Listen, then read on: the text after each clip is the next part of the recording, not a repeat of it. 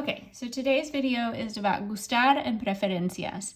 So gustar, we like to think of the translation as to like, but really, if we dig a little bit deeper, it's really to be pleasing to. And traditionally, your books will start you out with gustar in an early chapter before you're really ready for the in-detailed grammar about it. But it's so handy to start out conversations because you can say, oh, I like this, I like that, and what do you like? And so that's why it's a good place to start, but yet we're not quite ready for the grammar. So when we use gustar, we're going to need what is an indirect object pronoun. Now your book actually only starts you out with these three. They start you out with me, te, and le. But I'm going to go ahead and give you the nos, os, and les anyway. You're only responsible for what the book gives you at this point. So the me is if it's pleasing to me. The te is if I'm talking directly to you and I'm treating you as tú and it's pleasing to you. Le is we're talking about someone else, a him or a her, or also if I'm treating you as usted. Nos would be if it's pleasing to us. Os would be that if it's pleasing to y'all. Les if it's pleasing to them, and also if it's pleasing to ustedes. So this is what I would, like if we were in a class and I talked to you as a group, I would say les gusta to refer to you all. Okay, so that's one element that we need. We need one of these 6 pronouns to go in front of it. The other is we need a form of gustar. Now, we haven't done yet conjugated verbs. We looked at ser, we haven't looked at gustar yet. So gustar is an AR verb. It is a regular AR verb, which means it's going to follow the rules.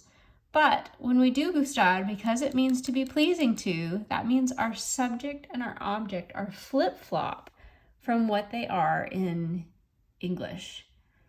So just keep that in the back of your mind. You don't have to really do anything with that at this point. Just know that it's not quite what you think.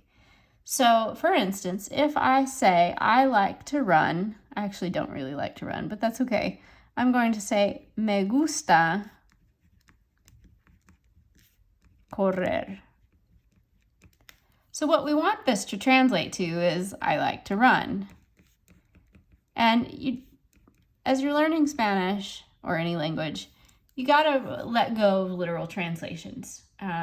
Sometimes there just aren't literal translations. Sometimes literal translations aren't what we want them to be. So you just have to take those lightly and be flexible with them.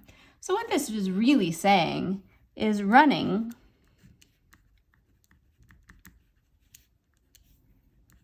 is pleasing to me. So this is where, if you're into English grammar, this is where you can see it's flip-flop from I like to run. And I like to run, I've got my subject, my verb, and my object, the thing that I like, right? So here, it's backwards. Running is actually the subject. And what is it? It's pleasing to whom? To me. So it's literally like I took this sentence and I flipped it. So to me, and if you did this word order in English, to me, it is pleasing to run. Whether you find that helpful or not, I don't know, but I just want you to be able to identify those parts. Okay, so if I use a verb here, then I'm good with gusta here. Or I can like something singular. So for instance, I could say, me gusta la comida mexicana. So I like Mexican food. So right now, for you, I want you to stick with a verb, something that you like to do, or a singular thing. If you say, and we're not there yet, this is why, but if you say that you like something plural, me gustan, it has to be an an ending. So for instance, I like dogs, I actually love dogs. I would say, me gustan los perros. So what's happening here is gustan is agreeing with perros. The me is agreeing with whomever is pleased by the dog. So it's really the dogs are pleasing to me. Okay, so we're kind of working that sentence backwards. So just know the subject is actually dogs. It's not me at this point. And so really with gustar, as you dig deeper, you're only going to need that gusta, the A ending, or gustan. But for right now, for what you're learning, I want you to stick with just the singulars. So stick with a verb or a singular noun. Okay? So I could ask you, ¿Qué te gusta? What do you like?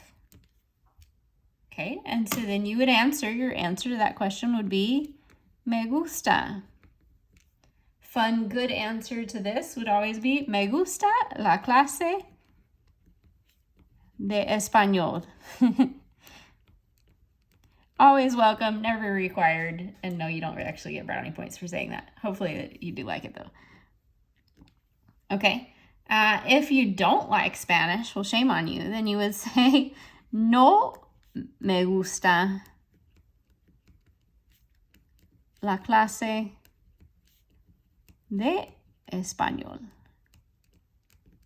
Okay, so if you make it negative, all you do is throw a no in front of the whole thing. So don't split your me and gusta up, but your no comes all the way in front. So that's as simple as that to make something negative.